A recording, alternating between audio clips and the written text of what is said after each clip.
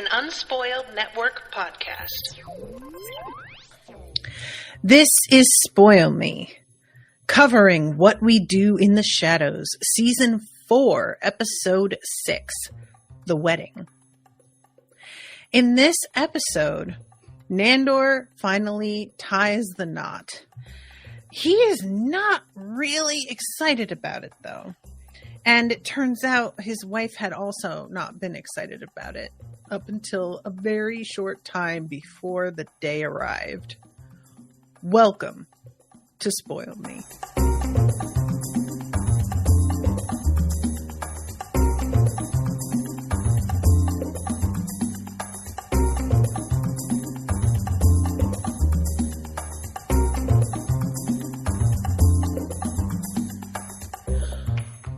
Welcome to the show, everyone. I am Natasha. Thank you very much to Max for commissioning this episode.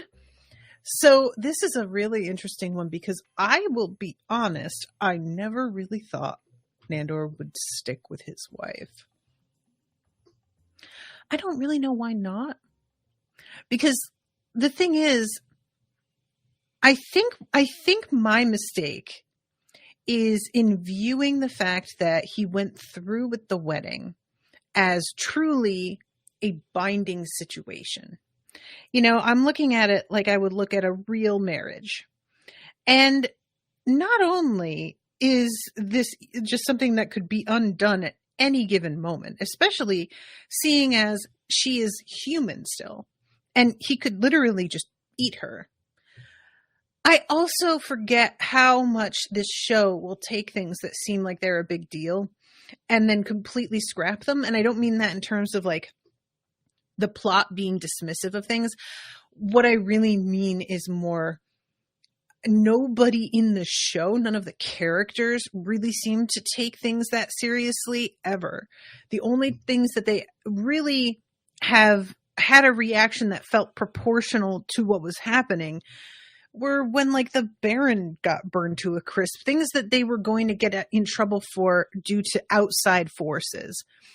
So I don't know why I thought like, oh, well, that's just going to be too big of a commitment.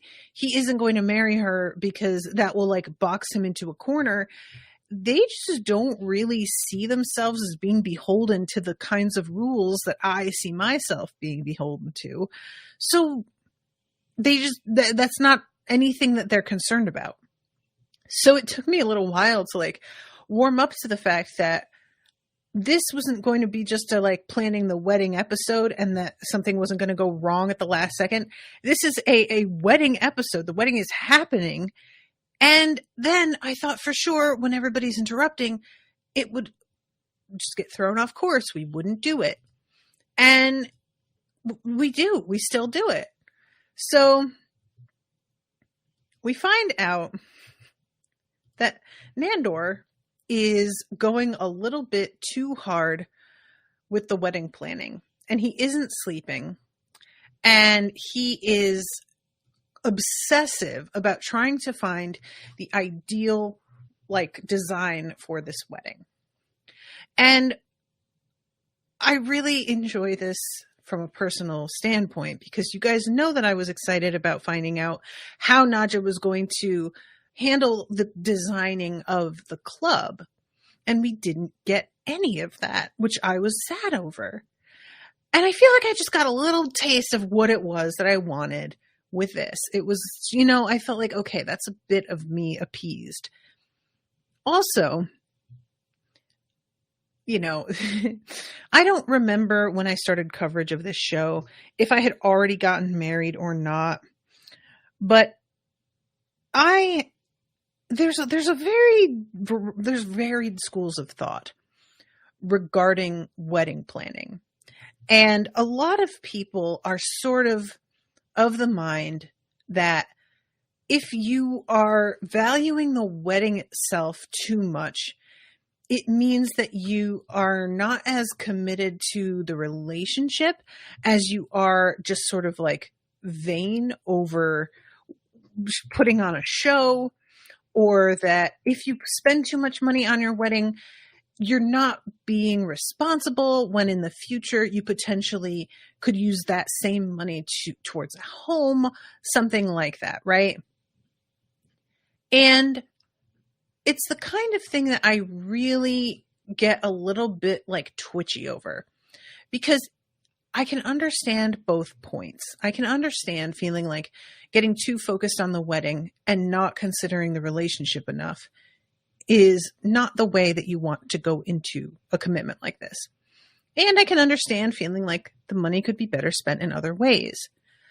And I also freely admit that we have got a really sick sort of like wedding industrial complex going on in America, especially, where the amount of money that you are encouraged to spend is truly insane.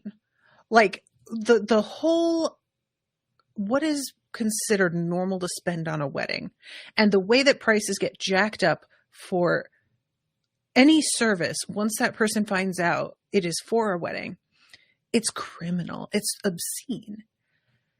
So I will admit all of that is unreasonable and unfair. There is, however, for me, and I may be reading into this, but I'm going to say it. There is for me a little bit of a sense of misogyny.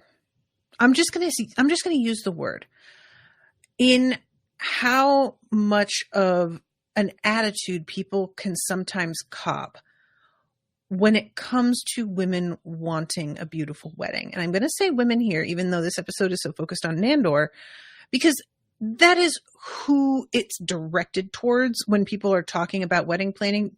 Nobody's ever talking about the husband. They are always talking, and I'm talking about this in a heteronormative way, I admit that. But all of the wedding industrial complex is aimed at brides. It's never, ever aimed at grooms unless it's about a groom's cake, an additional separate thing that they're trying to sell, not trying to get the groom involved in the wedding planning. And when I got married the first time, way back in the foggy years of 2008, I remember feeling like I wasn't allowed to want a big wedding. I remember feeling like I had to pretend I didn't want that to be seen as serious about Brendan, as responsible, and not like silly, and not a typical woman. I was not like other girls. I didn't even really want a big wedding, actually. And it wasn't until like I got engaged again to Owen that I realized how ripped off I felt. I did kind of want a big wedding. And I didn't allow myself to admit that because I felt like it was some sort of horrible confession, like I was really admitting something shameful. And it was so materialistic of me. And here's the thing with that. I am materialistic. And I have just grown to understand that about myself and just kind of figure out how to deal with that.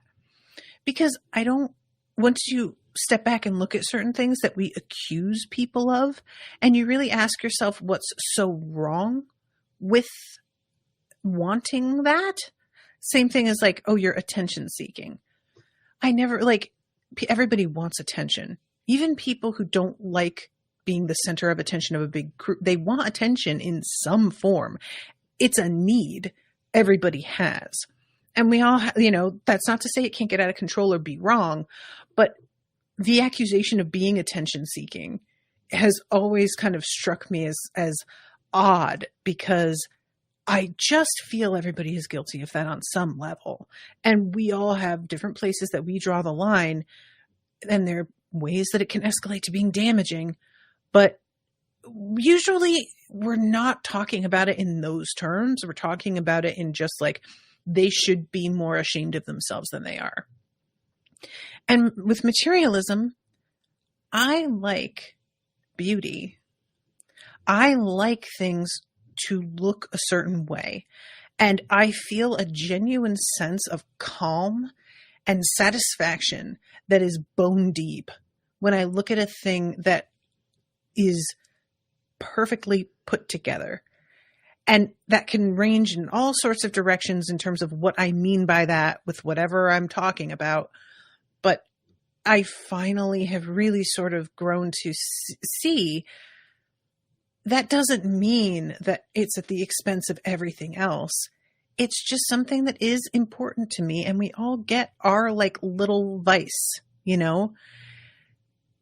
So planning my wedding, I will have to admit I was a little Nandorish about it.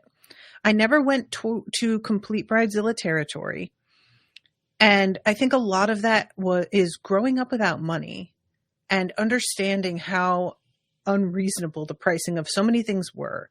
Plus, having a lot of people in my life who don't have a lot of money either, and who were really like, I saw a lot of horror stories about brides expecting people to pay for a flight to their bachelorette and a separate flight to their wedding, or expecting people to drop $700 on a bridesmaid dress or whatever. And I was very conscious to not put that particular kind of pressure on people. I wanted them to come to the wedding, and that would require a flight. But no matter where I had my wedding, everybody was going to have to get on a plane anyway. So that wasn't really like that big a deal.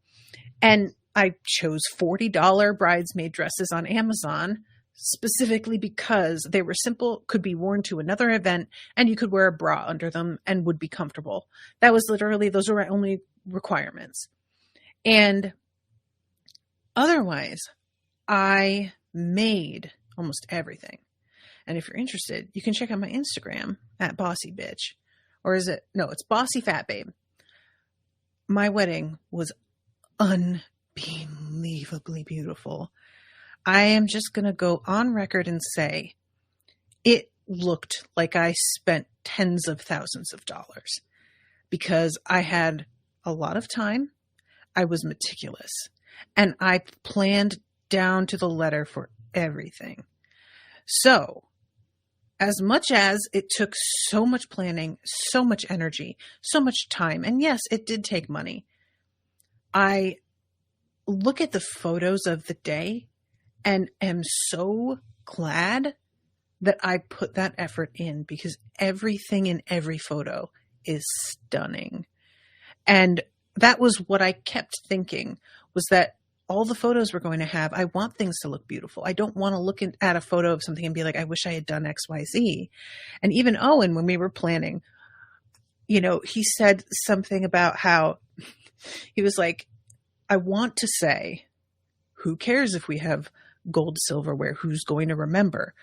But I know you will remember, because he knows me. And I was like, I will, you know, there's nothing inherently wrong with having the plain standard silverware that you get from the caterer. That's fine. But I wanted my table to look a certain way, and I was willing to pay an extra $125 to get gold, mismatched, antique-looking flatware, because that's what I wanted. And I knew I'm never going to get to throw a party like this ever again in my life. More than likely, this is it. And I decided I'm going to fucking really go for it, because it's going to live on forever in photos. And I stand by all of that. And that is with me putting forth all my effort and pretty much doing almost everything by myself, except for my dress, which my wonderful maid of honor made for me. An astonishing dress. Again, go to Instagram. It was black and this like deep magenta. It was unbelievable. It's the kind of dress that everybody saw pictures of it beforehand on my bridesmaids.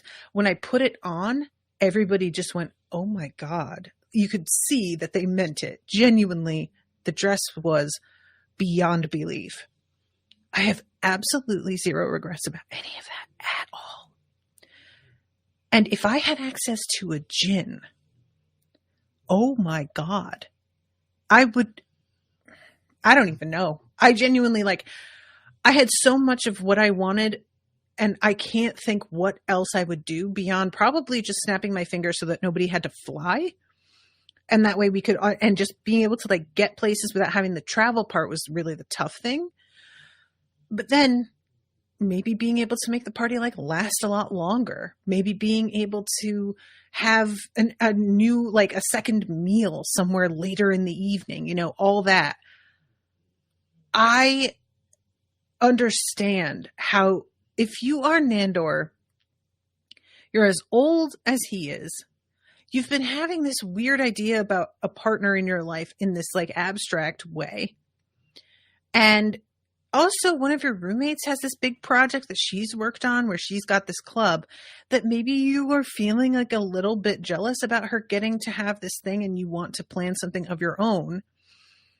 And what he winds up being accused of in the end by Nadja is it isn't even about wanting to marry his wife. It is about wanting to have a wedding, which is something that I think it would be so cool if more women, because marriage is a thing really leaned on as being important for women. But I saw something a while back about a woman who had decided she wasn't going to get married. So she had like a wedding for herself and her commitment to herself. And threw this massive, amazing party in honor of herself. And I was like, that is fucking rad. I really, if I were to do everything all over again and I would, didn't get in a relationship and I decided, you know what, I'm just going to be single and like enjoy my own life. That is what I would do. I would have a fucking like wedding for myself. So I really sympathized with Nandor, and the fact that he's like up all night and writing things in his little notebook when he's supposed to be asleep. I was doing this, guys. I was sitting next to Owen in bed. Owen's dead asleep. And I am frantically searching through Etsy for the perfect name cards. I am saving patterns for fabrics. I had Pinterest was nuts. Like I was doing this whole thing. And Guillermo has kind of had it. He's really starting to lose it because of the fact that Nandor is so relentless. Guillermo is also not allowed to sleep. And we see him at one point fall asleep during the interview. And then when they wake him up, he reaches down and grabs a Red Bull.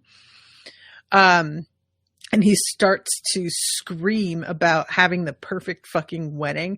And like, really, this is the most I think we've ever seen him express his rage. We've seen him angry before, but he doesn't usually scream like that and swear like that. And I was like, here for it. Good for you. And it turns out also, we find out that when I'm trying to remember even what Nandor's wife's name is, I feel like it was an M.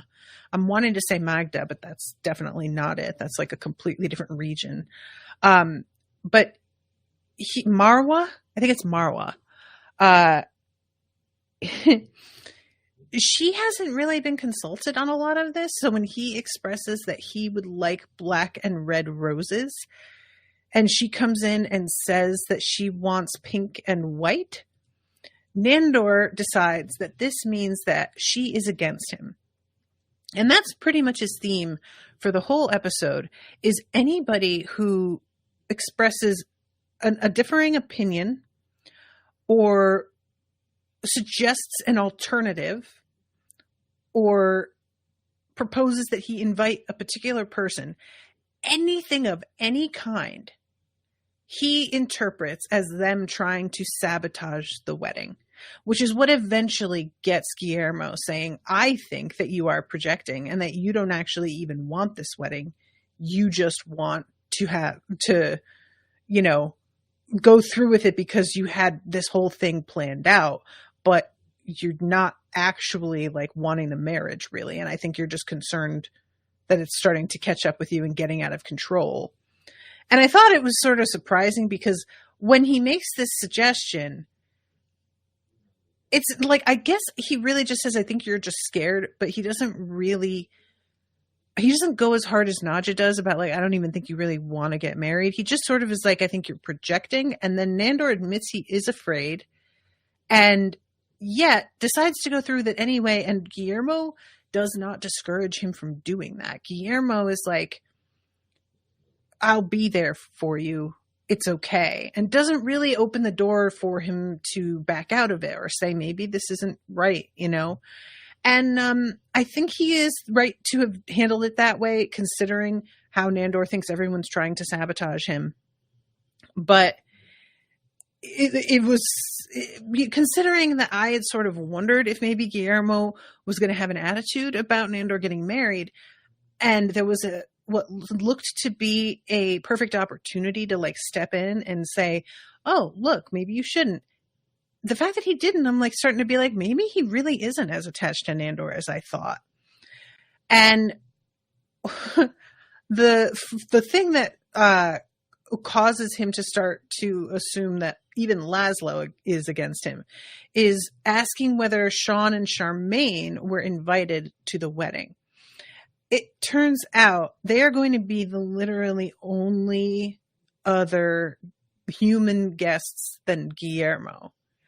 And Guillermo has to figure out how to make it work, which eventually leads to Nadja and evil Mabel waving their fingers in front of their faces and mesmerizing them into not being freaked out over the fact that there are vampires everywhere. So, and also that they won't remember anything the next day, which, that was really surprising to me because the reason that Laszlo wanted Nandor to invite them is because he thought if they weren't invited, they'd be offended. But if they're invited and then they don't remember that they went and they hear that Nandor got married later and they are going to think they weren't invited because they don't remember going and be offended anyway. So I was kind of like, well, shouldn't you just like leave the memory of at least the wedding and not the vampires? But maybe that's a little bit too delicate. I don't know. They do keep mesmerizing Sean though. And I don't know how his brain is dealing with it because they should have killed him by now. And we find out that some of the shit that Nandor has demanded, for example, he wants roasted dodo bird for the wraiths. They're very slow birds, very easy to catch. They're everywhere. And Guillermo is trying to tell him that they are extinct. And he's just like, you'll figure it out. And Guillermo is running after him, flipping out. He is so mad. He is in there later on when Nadja and evil Mabel are chatting. And he is going absolutely fucking crazy with this axe and like winds up busting open a couple of pillows and stuff. It's a whole thing. I do enjoy when Nadja's talking about rich humans and how they eat rich foods and get their muscles massaged and they're basically like veal, completely repulsive, but so buttery on my tongue. So yeah, they go into that room. They find Guillermo in quite a state. And Nadja does say to the camera, ordinarily, I do not give a shit whether things are going well for him, but because he's managing the club finances, it is pretty important to me that things be, that he be doing all right. So I am going to assist him with this so that he at least doesn't fuck my club up too much. And when they knock on the door and Guillermo opens it, there are all these feathers flying behind him. You guys, it's pretty good. The look on his face with the feathers behind him.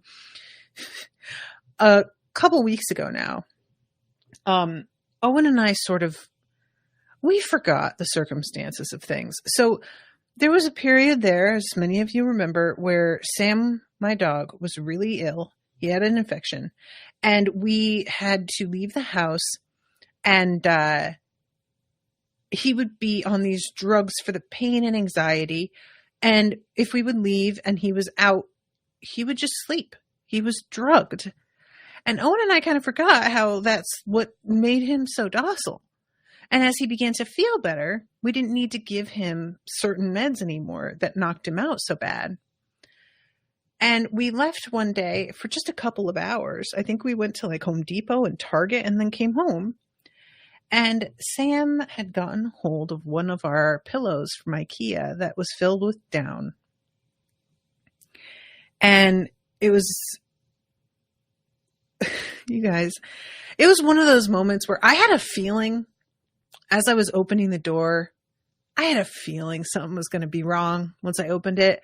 I wasn't ready. I took a photo and posted it on Facebook because it was not that big a pillow, but the amount of feathers in the room, it was like, it was snowbanks, it looked like.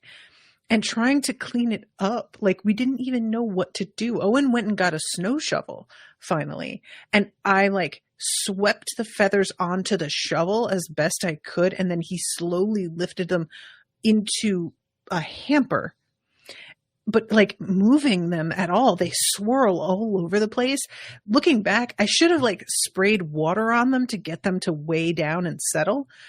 But you all, I could not stop laughing. Like it was a nightmare to clean up and I was really mad, but it was also so funny because it was,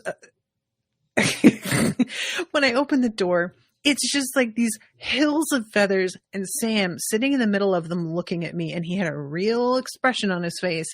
He knew that he had done wrong. You could just tell he fucking knew. And I gasped, and he like ran right past me into the other room to like get away from me. Oh man. So anyway, Guillermo here reminded me a little bit of Sam here.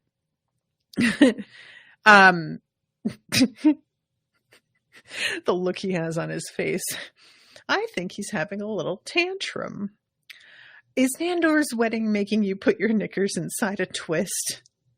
So yeah, they agree to help him out by taking some of the focus away, and he just deals with the dodo bird problem. I have an antique dodo catching net in the Chamber of Curiosities.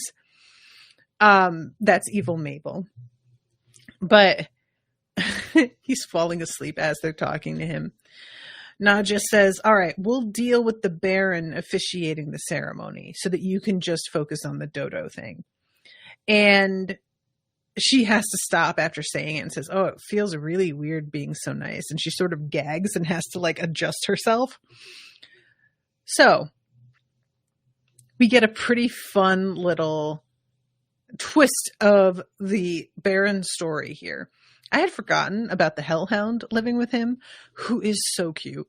And of course we've got that fucking gargoyle as well. But the Baron is still like only half a body. He's, from the waist up, and he's missing an arm and still charbroiled.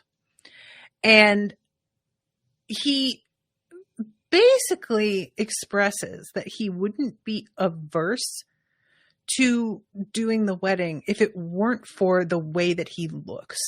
He's admitting to being kind of vain, and when they decide he needs a makeover, we get an awesome montage, y'all. It is so good. First, he's in this like very traditional Dracula cape, but when they opened it, there's nothing underneath. He's just on a stand. Then we have him sitting on the gargoyle, and he's in a giant trench coat. I really like how, and I don't know if this is just acting or if they really did kind of fuck around while they were filming this, but there are a few moments where it seems like Evil Mabel and Nadja are caught off guard genuinely in the moment, starting to actually laugh. And I think maybe they just didn't quite know what was going to be behind the curtain. The one where he's in that like frilly pink, like 1780s gown, Nadja truly looks like she's breaking character for a second. The hat she's wearing, or the hat he's wearing, and then he reaches up and his eyeball rolls out and she grabs it and is delighted by it. And then we start to have her in pinstripes on the bicycle while the Baron's in the basket on the front of the bicycle. I mean, it's just a really, really fun sequence. I loved all of this. There's very rarely am I ever going to feel like a montage of dressing up isn't warranted. Even if it isn't warranted, I'm still going to be okay with it. I don't care. So what they wind up doing is confronting Nandor and essentially being like, hey, dude, you've got some wishes left. And I know that you're hoarding them and being a little shit about it. But you're asking for literally impossible shit, and you have the ability to make them possible if you weren't being such a greedy cunt about it. And, you know, like, go ahead and ask for some of these things and make our lives easier and get what you want. I don't understand why this is such a disconnect. So he winds up wishing for the Baron to be back to what he looked like originally. Not even like as a Nosferatu, just back to what he looked like when he was a Baron. And that look, you guys, I am going to talk about once we get there, because I didn't realize that's quite what he meant when he said it. So when the Baron walks in, I was like, oh, word? Also, another wish he has to make.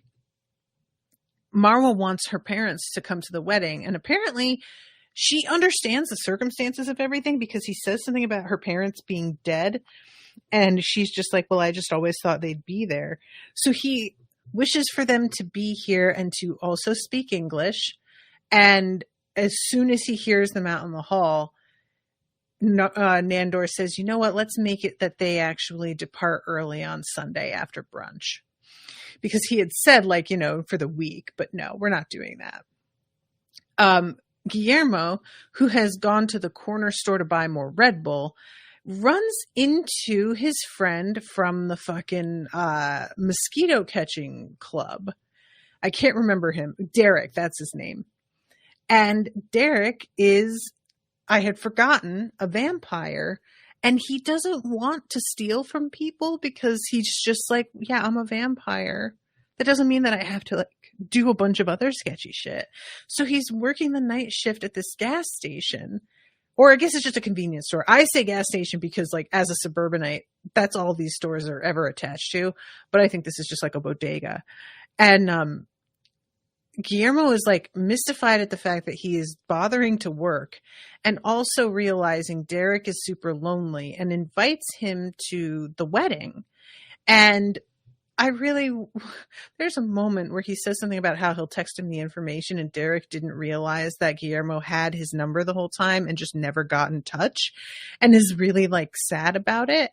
And I really felt for him in that moment a little bit. Like, I understand Guillermo doesn't have contact with fucking anybody. He barely talks to his mother, you know?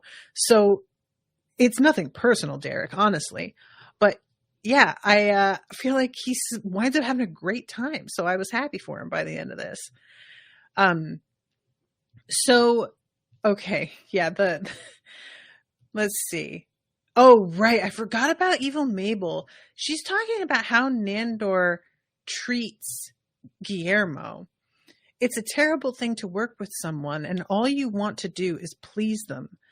But they treat you like a piece of human shit they wish they could just scrape off the sole of their shoe. And when she says this, Nadja looks at her and says, what? For a second. And then it looks for a moment like it registers, and she gets a little self-conscious. There's a flicker of a glance at the camera. And I'm sort of wondering if that's going to make any impression at all, because they're working together a lot better than they had been. I haven't seen Nadja being too rough with her lately, but I wouldn't mind if they were more on the same team, you know? So yeah, this is, she says, with all due respect, you're being a real bridezilla. It's a combination of a bride and a Godzilla. It's one of those giant lizard creatures that destroys cities. I love this whole thing, this whole bit.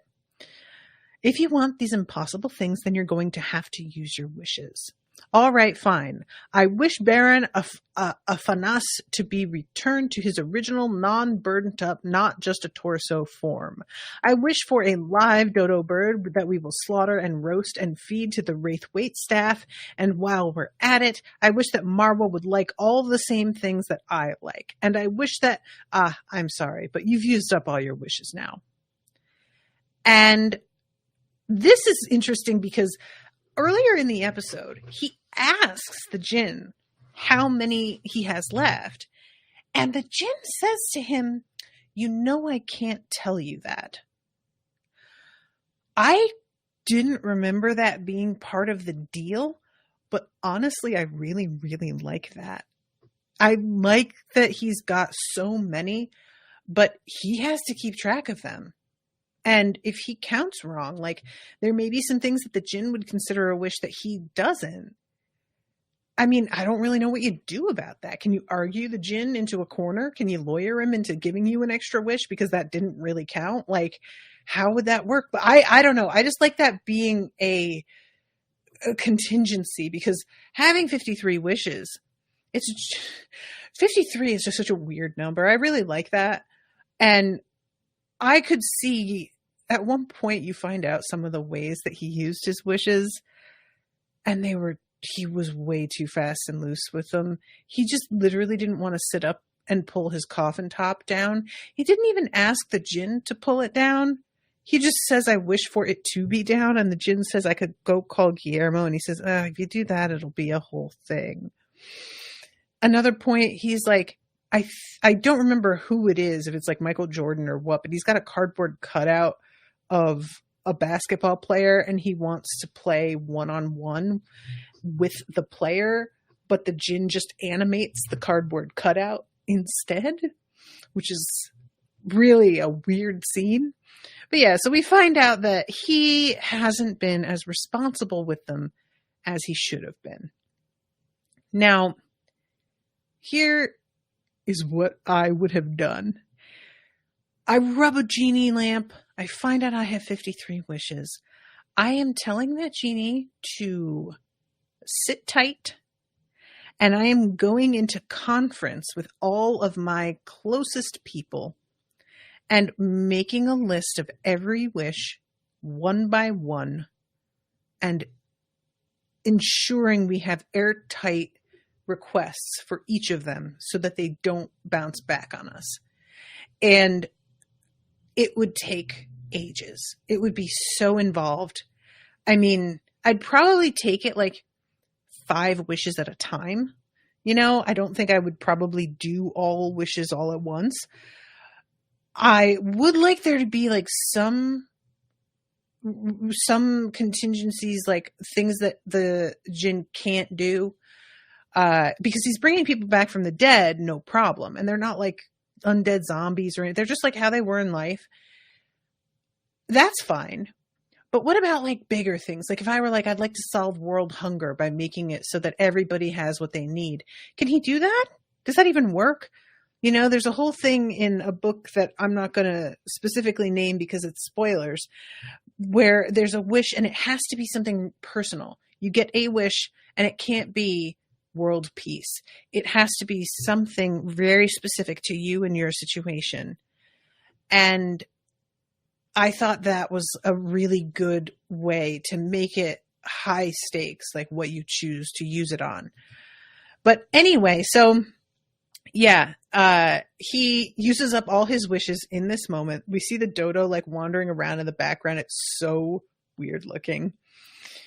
And then we get, you guys, a really weird commercial for that Go Flip Yourself show. And I am very unsure what this is, because it feels like we're prepping to see these guys turn up in the episode, but we get that commercial and then we come back and there's nothing to do with that. Was anybody else confused about it? Like, I thought we'd at least be like, oh, it's playing in the background while Laszlo is doing something else, and it's not. What was that?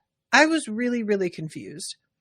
But it's just this commercial, and then it's over, and we're back to the show as usual. So We are starting the wedding. Sean and Charmaine have arrived. I just have to say, Charmaine is so hot. It's gross. It really, I keep like forgetting because her personality is so like, so high impact and kind of annoying that I think I let it eclipse a lot of the other attributes that she has. But she is wearing, I think, like this leopard print wrap top.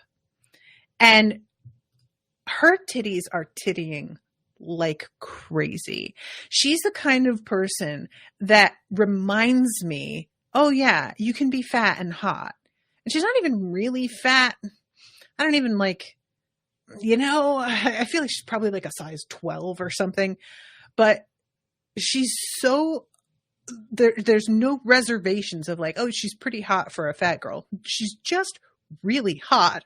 And I was like, girl, thank you for the reminder, because I forget that I can also still be hot if I like decide to even put any effort in, which I often don't anymore because I just lose sight of the fact that I could still have that,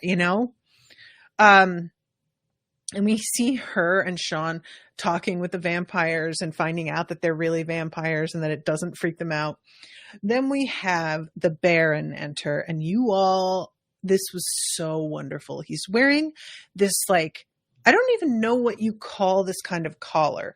I call it popped collar because it's up, but a popped collar is a collar that's meant to be worn down, flipped up. And this is a collar that's meant to be up like that. And I don't know what you call this, but it's like, the very dramatic red, I think it's a brocade jacket, and it's got this train on it and the frilled white sleeves and a ruff at his throat and it's a ruff up top, like the Elizabethan collar, but also like a lace, I don't know what you would call that. Is it a cravat?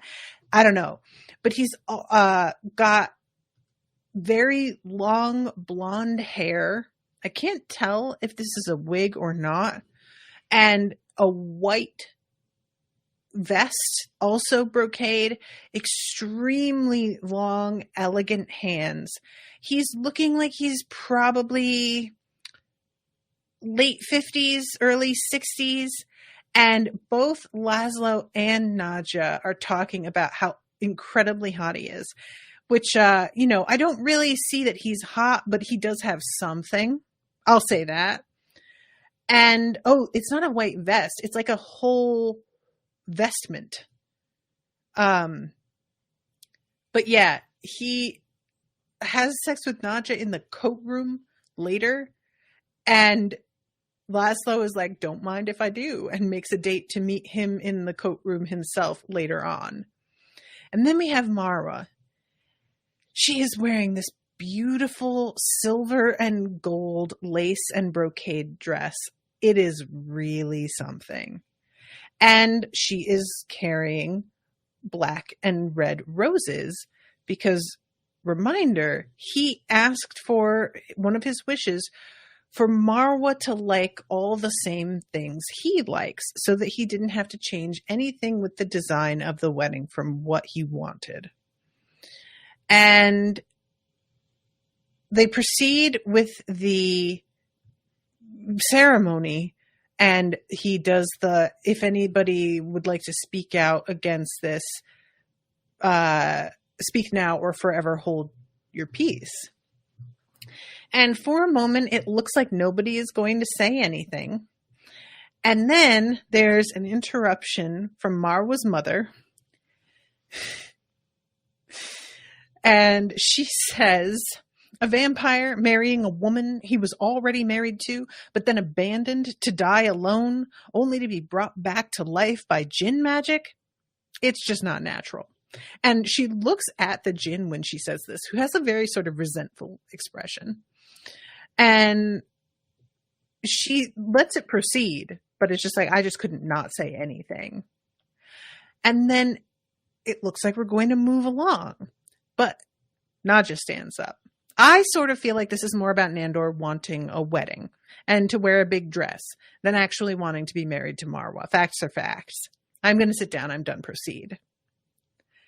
And then the Baron says, anybody else? And all of these people raise their hands, including Nadja, who says she has one more thing to say.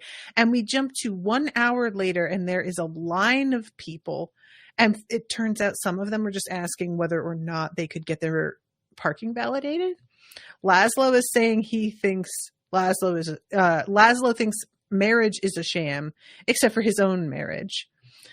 Evil Maple says that she fell in love with Nandor the first time she saw him, and now once she got to know him, the feelings went away. But even so, she can't in good conscience advocate this marriage. And then later on goes on to say that she did the same thing with Marwa.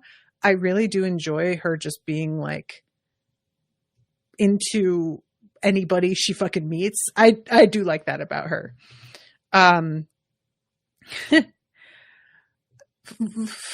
What is his name? I already forgot his name. I'm wanting to call him Dexter. I already forgot. Comes forward to say, I'm just a bit bummed these two can find love and get married, but I can't find one chill bud to have a bull sesh with. I only very recently became aware that vampires are real. This is Sean, which, by the way, doesn't freak me out at all. And it got me to thinking, everlasting life, that's a long time to be with another person. You like her right now, but... And then Charmaine, Marwa, I just want to say, I think it's a little rude that you haven't stopped by my house with cookies or anything like that. You're new to the neighborhood. That's what people do. And just, I was already saying how hot she is, but seriously, her titties are basically supporting her head. They are so high up. It's really amazing. So yeah, this continues until finally Nandor is, oh my God, I forgot about the fucking, you guys, I forgot about this gargoyle. I cannot tell you how moved I am to see you all gathered here. It turns out he was taught English by the Baron. Time lays waste to all. All love turns to dust. Ruin is inevitable. All else is prelude. And he just says that, and then continues on his merry way back to his seat with his fucking wings, wearing his little tuxedo. So this is when Marwa finally steps in and says that she wants to get married. Everybody else can have a problem with this, and then says, I admit I have had my doubts about this marriage as well. I almost called it off more than once. But then yesterday, a feeling came over me. And this was really something, you guys. Because she says, I realized that this is what Nandor wants. And if it's what he wants, then it's what I want also. When it comes to Nandor, I like what he likes. And everybody cheers, and he seems gratified. But when we go to the reception dinner, he asks her, when did she suddenly have that feeling come over her that she likes what he likes? And he realizes basically that in making that wish, he got somebody to marry him that didn't want to. And I'm not entirely certain how he looks upset a little, and he, glances over at the djinn, who gives him a look like, yeah, that what you think happened is indeed what happened. And, he was looking for the perfect mate and was making all of these changes to her personality and her physical attributes but then finding out that she wouldn't have married him and would have backed out had he not done this, that's a bridge too far, which I think is very surprising. I didn't think it would have mattered to him to find out that it wasn't really like voluntary, or that she wasn't, you know what I'm saying? I just really expected it to be like, well, perfect. I got her to do what I wanted, and all I ever want is exactly my way, and whatever I need to do to get my way, that's fine. But instead it seems much more like he's disappointed to find out that at least her feelings for him aren't real. And I just didn't really think that mattered to him anymore. I felt that was it, you know? So the Baron asks him too, are you going to make her a vampire? And he says, we'll see. To which the Baron replies, yeah, that's pretty much what I thought. So everybody, I think, can tell he's not super serious about this. And the fact that he isn't even pretending to want to make her into a vampire, it feels like he's given up a little bit. I don't know. Oh my God, I forgot. We had this moment with fucking Dexter. Don't remember his real name, but that's what I'm calling him. And he's on the dance floor with evil Mabel, who has her arms wrapped around him in a way that is like not totally dance correct, but he looks like he is in fucking hog heaven. He is grinning and his mouth is open and he's looking up to the ceiling like he can't believe his luck. I'm very, very happy for him. I hope him and Mabel hook up. So then we have Marwa going and sitting next to Guillermo. He tells her she looks beautiful. Congratulations. And she says, you have done such a wonderful job.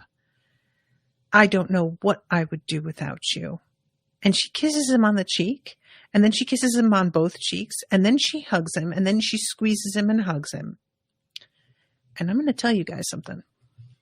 I have my suspicions that when Nandor said, I want her to like what I like, that maybe her being super affectionate with Guillermo here may be a manifestation of how Nandor really feels about Guillermo. And that's a wild, wild guess. But that's what I'm thinking. Just a complete guess. The Jinn gives Nandor a very small new Jinn lamp that only has 3 wishes. And I really hoped Nandor would show some relief at getting a couple more chances, but instead just whines about how it's small and that he can't use a wish to wish for more wishes, so thanks for nothing. 3 wishes is not nothing, sir. Stop it. I wanted to slap and shake him. I feel like he may just use one of those wishes to get rid of Marwa. I think that might be all he does. So then we get an original song from Laszlo and Nadja. And this song is so hilarious and so awful and so catchy. There's going to be a marriage and everyone will ask who will come first on the wedding night. And that's the chorus. They sing that a couple of times. And then I think Nandor might on the wedding night. And he gets fed up and walks away. And then if his cock feels right and her pussy is tight. I swear to God. Oh, man. Nandor, when he leaves, he comes into the sort of reception area and he catches the Nadja doll and little Colin drawing a dick on Guillermo's forehead, which he attempts to erase, but it does not work. So instead, he just sort of tucks Guillermo into sleep. draws his like jacket up over his head like he's a corpse. It's really something. And then we have Nadja singing, he's relentless in love, he's relentless in bed, he's Nandor the relentless. He wears all sorts of capes, he's not got much in his head, he's Nandor the relentless. And we have our last moments with the Jinn, who says Nandor really has wasted a lot of wishes on stupid things. And we see him very tiny, riding on a bumblebee. I forgot about that one. And then, yeah, he's playing against, I can't see who that is. That's not Michael Jordan. I don't know who that was. I missed it. But yeah, this like cardboard cutout moving around. I like the idea that they were going to get a player to like guest star for a minute and they just couldn't get anybody or couldn't afford anybody. And so they just decided, all right, we're just going to go with the cardboard cutout. That's fine. But I think that might be the last we see of the Jinn. I'm assuming the other lamp had a different Jinn in it. So I'll be curious to meet that one.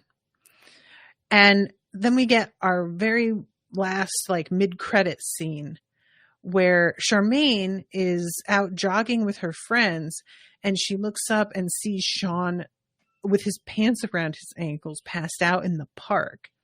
And she comes running up and is just like, what the fuck did you do last night? And he wakes up and realizes that he can't remember. And then he says, well, what were you doing? Weren't you there? And she says, no, I was in bed by 9 o'clock. And then stops and goes, oh, wait, I think I had one of those CBD gummies that Brenda gave me. They make me fucking crazy. And they argue about whether CBD is marijuana. And that is the end of the episode. So, yeah, I really, really enjoy the two of them. And I'm glad that they're still making appearances in the episodes because I wasn't sure, you know. But it's fun to have some, like, human beings show up and for the two of them to, like, be part of things but not. And the fact that, like, Laszlo seems to genuinely like them so much, I don't know. I'm a fan of all of this. So we'll see where we go next, though, because I just don't see Marwa sticking around. I just don't. So, all right. I'm going to wrap this up, but thank you very, very much to Max for commissioning this. I hope everybody who has been listening has been enjoying the coverage. And until next time, toodaloo, motherfuckers.